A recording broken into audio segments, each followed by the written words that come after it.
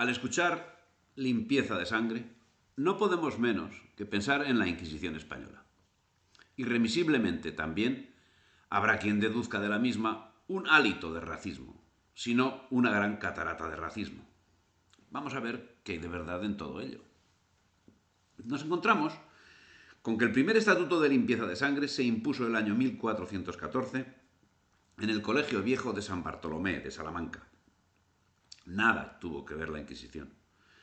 En aquel momento no estaba instaurada en Castilla. Las órdenes militares también lo aplicaron después de que fuesen condenados por judaizantes varios miembros de las mismas. También la Inquisición adoptaría el Estatuto de Limpieza en 1582, más de un siglo después de haber sido instituida. Estamos hablando de fechas, estamos hablando de instituciones y estamos hablando de hechos que efectivamente tuvieron lugar en España, no sin que conllevasen disgustos, réplicas y contrarréplicas, y que su aplicación, después de todo, pueda acabar dándonos sorpresas. Convengamos, no obstante, que el solo enunciado de la posible existencia de un estatuto de limpieza de sangre es inaceptable. Pero, como vengo insistiendo a lo largo del presente trabajo, procuremos abstraernos de nuestros momentos, sin olvidar que, en muchos aspectos, nuestro momento es incluso bastante más negativo que el momento que estamos tratando. Es el caso que con el tiempo aparecerían relaciones de genealogías, una de las cuales, tizón de la nobleza de España, tendría una difusión extraordinaria y demoledora de las tesis que abonaban los estatutos de limpieza de sangre. El tizón era un memorándum dirigido a Felipe II, donde se ponía en tela de juicio la limpieza de sangre de la nobleza española y se intentaba demostrar que todas las grandes familias españolas estaban infectadas de sangre judía más o menos cercana. ¿Cuál era el objetivo del tizón? Parece que un acto de despecho por parte de su autor ante el rechazo que recibió un deudo suyo que optaba a un puesto de la administración. Pero sea cual fuere el objeto, constituye un elemento significativo de la indignación hispánica frente a un asunto que, como viene a demostrar el propio Tizón, ha sido resuelto por el pueblo español mediante el mestizaje. El mestizaje es la seña de identidad del pueblo español y la razón de los estatutos de limpieza de sangre algo digno de estudio, porque hay que ver qué se acaba entendiendo por limpieza de sangre, ya que la historia nos demuestra que limpieza de sangre a la española no puede ser lo mismo que limpieza de sangre a la inglesa, por ejemplo. Y sin embargo, es en España donde se dieron esos estatutos. Algo muy curioso. El tizón de la nobleza, de Francisco de Mendoza y Bobadilla,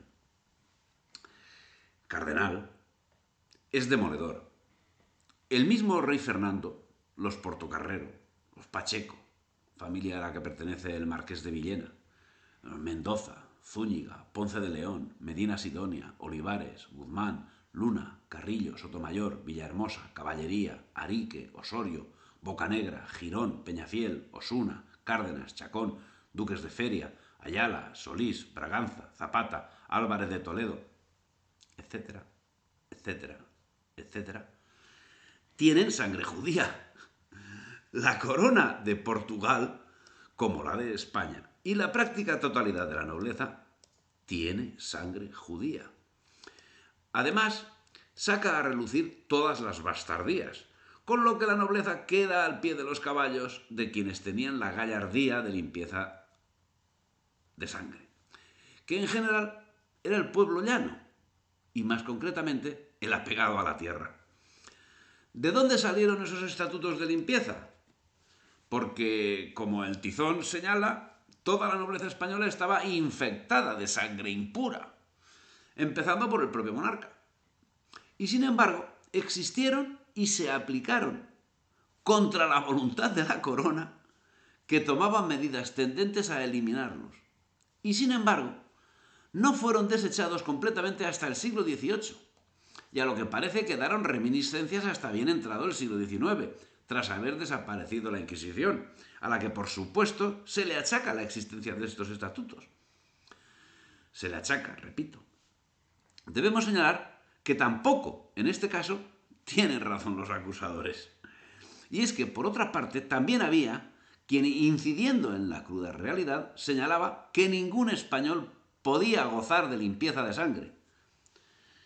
Como ya hemos señalado, fue el Colegio Viejo de San Bartolomé de Salamanca el que, 64 años antes de que fuese instaurada la Inquisición en Castilla, por su cuenta y riesgo, instauró tan esperpéntico estatuto.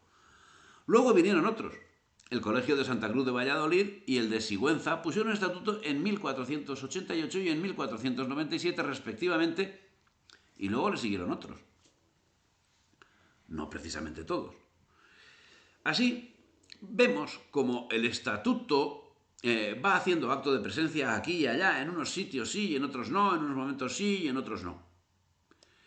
Con relación a las órdenes militares, existen datos precisos sobre la de Alcántara, cuyo estatuto fue impuesto por bula del Sixto IV en 1483, en tanto la Orden de Santiago lo estableció en 1527. Para contraer enlace, los caballeros debían someter a sus prometidas a las correspondientes pruebas de limpieza. El estatuto del Cabildo Catedral de Toledo es el que ha alcanzado mayor fama, incluso fuera de España, hasta el punto de que el tema fue debatido en Francia y en Italia. Al ser designado arzobispo de Toledo, Juan Martínez de Siliceo, tutor del príncipe Felipe desde 1534 a 1544, lo implantó en el 47, provocando una enorme conmoción por ser Toledo un tradicional feudo converso. Juan Martínez Siliceo alcanzaría gran notoriedad histórica como consecuencia de su actuación nada menos que como cardenal primado, lo que da mayor gravedad al hecho. Siliceo dio como una de las razones que lo movieron a implantar el estatuto la enorme proporción de clérigos de raza judía que encontró en todo el arzobispado, hasta el extremo de que aseguraba que en una localidad con 14 sacerdotes solo uno era cristiano viejo. Y todo en unos momentos en el que el problema de los marranos estaba controlado. ¿Qué movía a Siliceo? La instauración del Estatuto de Limpieza en el Arzobispado de Toledo, sabiendo la repercusión que tenía ese acto llevado a cabo por el cardenal primado. La respuesta debe buscarse entre los intereses de los populistas, de quienes quieren ganarse la simpatía del pueblo haciendo malabarismos que satisfagan las aspiraciones de lo que en aquellos momentos se llamaba populacho. Y es que justamente ese populacho era el que, quizás de forma incierta, podía beneficiarse de los estatutos de limpieza de sangre, porque supuestamente los judíos solo tenían relaciones familiares con las clases medias altas, con lo cual las clases bajas podían presentar ante aquellas un patrimonio de mayor valor que el económico, la sangre limpia de injerencias judías. Ante esa realidad, y dada la conciencia social imperante, los villanos eran poseedores de una nobleza superior a la nobleza de los poderosos, y los villanos seguirían a quienes supiesen utilizar hábilmente los estatutos de limpieza de sangre. Corría así, como la pólvora, la instauración de los estatutos, que no obedecía a instrucciones provenientes de ningún estamento político ni religioso. Estatutos que enervan los ánimos de quien sigue su crecimiento, pero que no debe obcecar, porque frente a ese esperpento llevado a cabo por personajes y por entidades que provocan un estado de alarma, el analista debe abstraerse y ver la totalidad que le permitía, sin negar la importancia del hecho, observar qué sucedía en la sociedad y la verdadera significación de cada uno de esos estatutos. Lo primero que nos preguntamos es, ¿cómo es posible que la monarquía hispánica, siendo contraria a los estatutos de limpieza de sangre, permitiese que los mismos se instalasen en ninguna parte? Personalmente estimo que permitieron la existencia de esos estatutos de limpieza de sangre para evitar disturbios. Y es que la población rural, que a lo largo de los siglos ha sido la peor tratada, había encontrado en la Inquisición una institución que la respetaba, correspondía con el mismo respeto y exigía algo más. La Inquisición prácticamente no actuaba en el mundo rural, porque en el mundo rural, salvo en el asunto de los moriscos, que estaban perfectamente identificados y localizados, no había problema de herejía. Los herejes estaban, en la práctica, circunscritos al mundo urbano y dedicados a labores que nada tenían que ver con la vida rural. Esa realidad dejaba sembrado el terreno para la instauración de los estatutos de limpieza de sangre. Debemos tener en cuenta que en 1482, sobre un total de 9 millones de habitantes en las coronas de Castilla y Aragón, medio millón era clase media y aristocrática. Y de este medio millón, la mayoría estaba compuesta por conversos y por judíos. De hecho, hay pocos documentos que hablen de granjeros o campesinos judíos. Incluso en las listas de los autos de fe de la Inquisición, el labrador brilla por su ausencia. Y el financiero está presente de manera continuada. El ejemplo de Badajoz. Los 231 conversos castigados por la Inquisición entre 1493 y 1599 procedían de las clases profesionales y comerciales. Y lo mismo sucedía en Zaragoza y otras principales ciudades de España. En 1449, en una petición al obispo de Cuenca, se declaraba que todas las familias más nobles de España eran ahora de sangre judía. En Aragón, casi toda casa noble tenía sangre judía. En Castilla estaban contaminadas las filas del alto clero. En el reinado de Isabel la Católica, al menos 4 obispos prominentes eran conversos, así como el cardenal Juan de Torquemada. Juan Pacheco, marqués de Villena, era descendiente de conversos y su tío era arzobispo de Toledo. Por ello, cuando el cardenal Francisco de Mendoza y Bobadilla, obispo de Burgos, tuvo noticia cómo rechazaban conceder el hábito de la Orden de Alcántara a un sobrino suyo, porque éste no pudo probar su limpieza de sangre, no tuvo otra ocurrencia que componer una obra en la que relataba la ascendencia de la totalidad de la nobleza española, empezando por el propio rey, dejando al descubierto la realidad más común a la nobleza que al pueblo llano, y que consistía en que todos tenían ascendencia judía. Este hecho puede tener varias lecturas, pero por respeto a la historia de España y de la humanidad, vamos a atenernos a la más lógica. Parece que los estatutos de limpieza de sangre no pasan de ser sino un arma política en manos de una clase determinada. ¿Qué clase? ¿La labradora? Los intereses que movían los estatutos de limpieza evidentemente favorecían a la clase socialmente más baja. Pero tampoco vamos a entender que la gente común se preocupase de esos asuntos. Forzosamente, el asunto debía estar manejado por algún sector social que utilizaba la casuística de los más desfavorecidos en beneficio propio, como hoy mismo sucede con grupos sociales que se apropian de los intereses populares reales para revertirlos en beneficio propio, presentándose como adalides de la justicia y de la libertad, lo que llamaríamos presión social. Parece así que fue esa presión social, más que un presunto racismo, menos aún consideraciones de índole religiosa, la que hizo que la limpieza de un arma a manos de los plebeyos y secundariamente de ciertos nobles contra otros, el estatuto venía a afirmar que los plebeyos también tenían derecho a las prebendas, tal vez más que los nobles, ya que los primeros ostentaban limpieza, lo que distaba de ser distintivo de todos los nobles. Presión social que, como en otros momentos de la historia, fue sin duda manejada en beneficio de una minoría, al tiempo que era presentada como una ventaja social que, traducida en los aspectos más ordinarios y menos rentables, daba lustre, y nada más, a las gentes sencillas, que con el estatuto de limpieza de sangre veían confirmado lo que de por sí, a través de los siglos y como consecuencia de los diversos fueros a que fueron acreedores, habían visto confirmado: su no sumisión a señoríos, su afirmación como personas libres. Por otra parte, la carta acordada de 26 de febrero de 1607 recuerda que las informaciones de limpieza son materias reservadas al secreto. En otras palabras, el conocimiento sobre la genealogía de las personas no podía ser divulgado. Aún más, sería un error afirmar que los estatutos triunfaron en toda España. Que los estatutos triunfaron en España. Las instituciones con estatutos de limpieza fueron limitadas.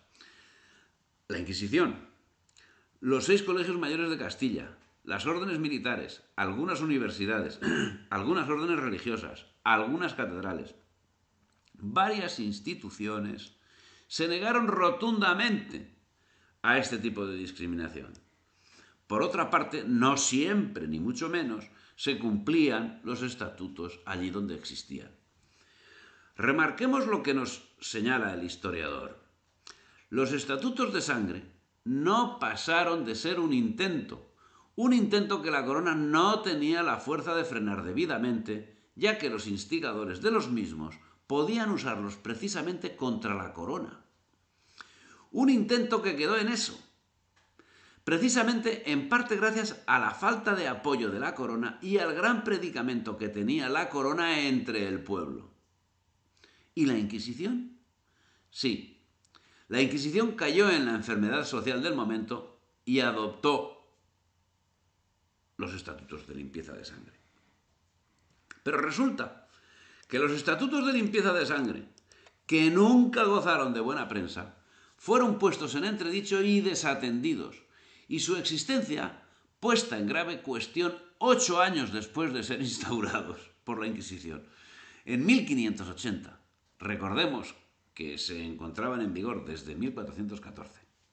No obstante, pervivió su existencia legal hasta 1624, siendo ratificada su eliminación por la Suprema en 1626.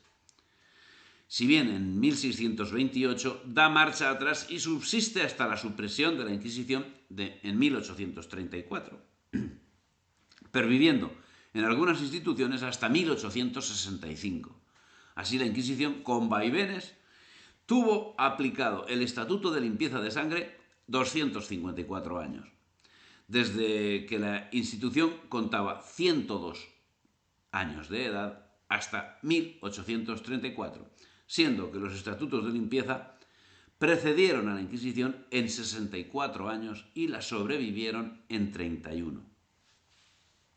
La cuestión, en cualquier caso, levantaba ampollas, porque donde se encontraba instaurado el estatuto significaba que alguien tenía alguna cortapisa.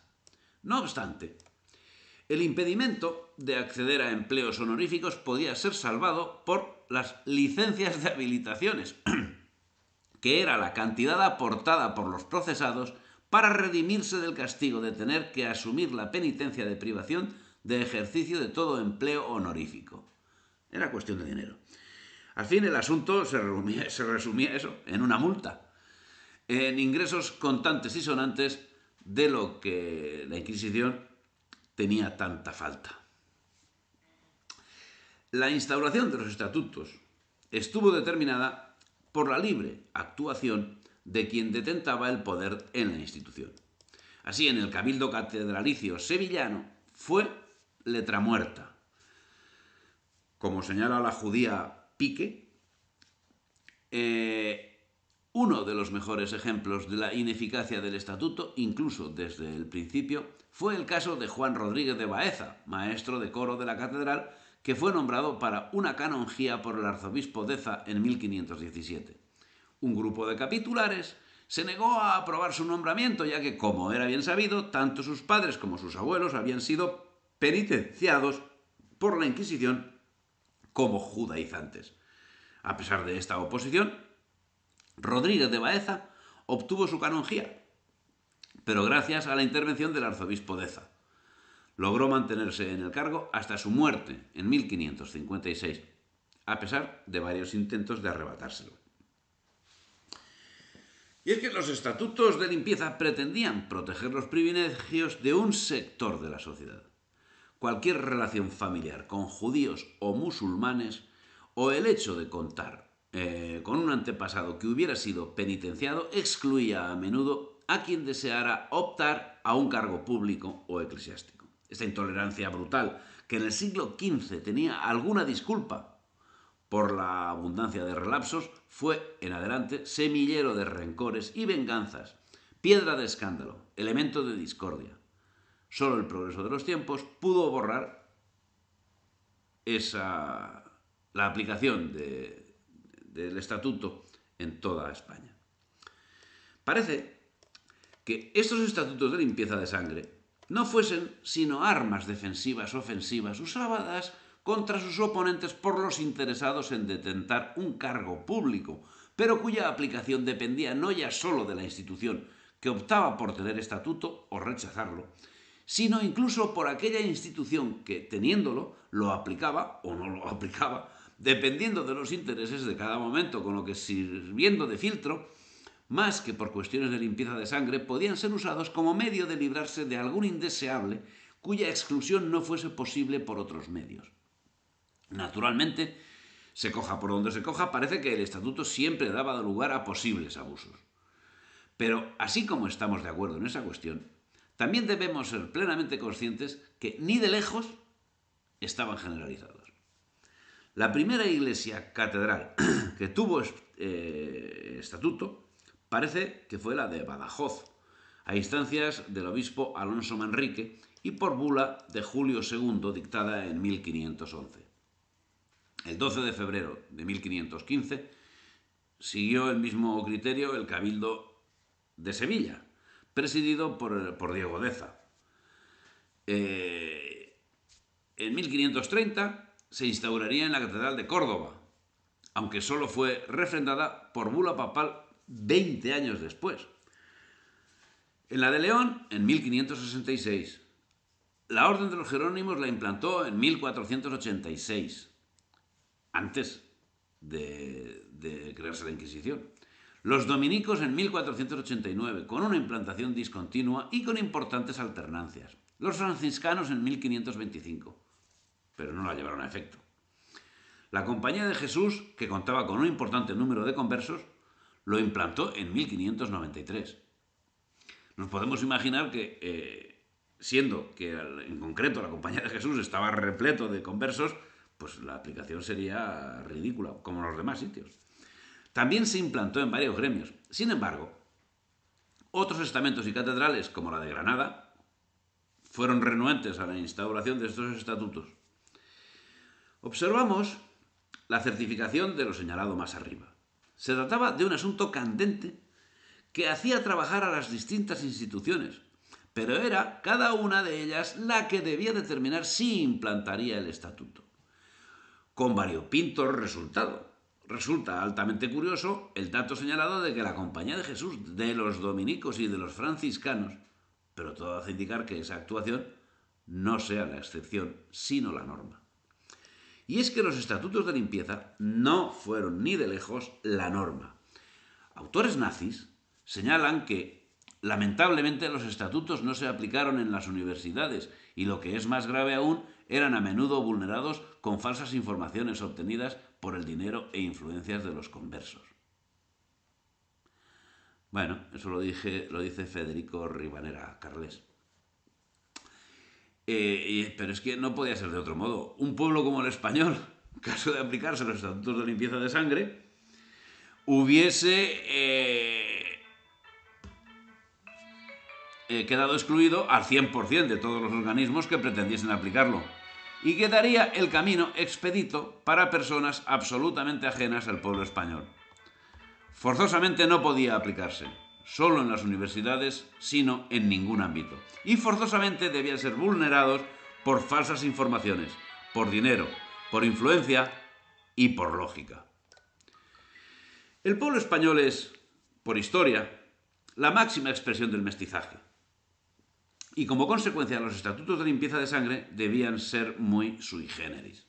Como consecuencia, lo que perseguían era justamente los principios racistas que presentían en el pueblo judío.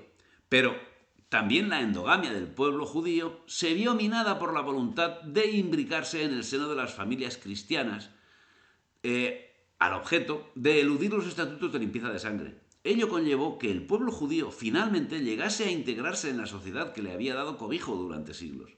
¿Cómo llegaron a hacerlo? Mediante el poderío económico que aportaban a la familia de cristianos viejos.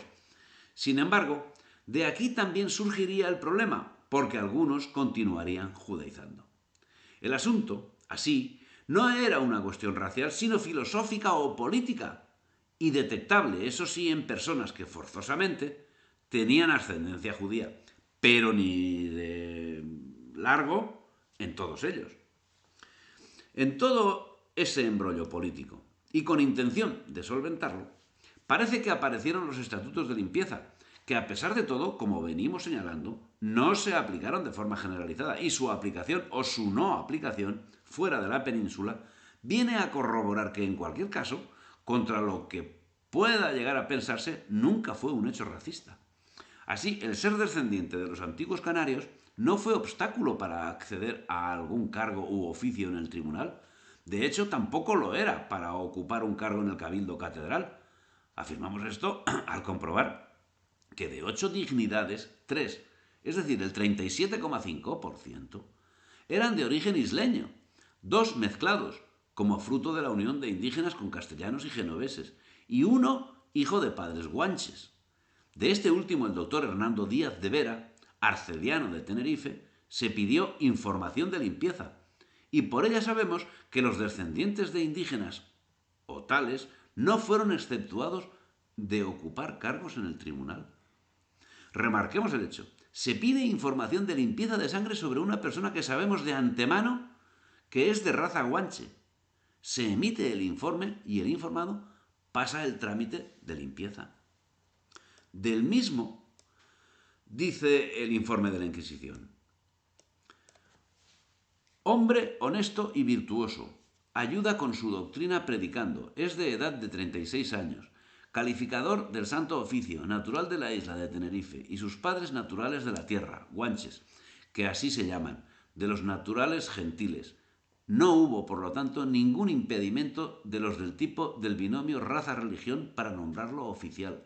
Al contrario, aun a sabiendas de su procedencia gentil por ambas ramas, se le consideró descendiente de cristianos viejos. Los canarios fueron gentiles incontaminados, sin ritos, ceremonias, sacrificios ni adoraciones de dioses ficticios, ni trato ni conversión con demonios, como en otros lugares. Y como la tierra limpia, así estos naturales, como estaban sin ley, los, los cristianizaron y los dispusieron en el obrar. Nada más.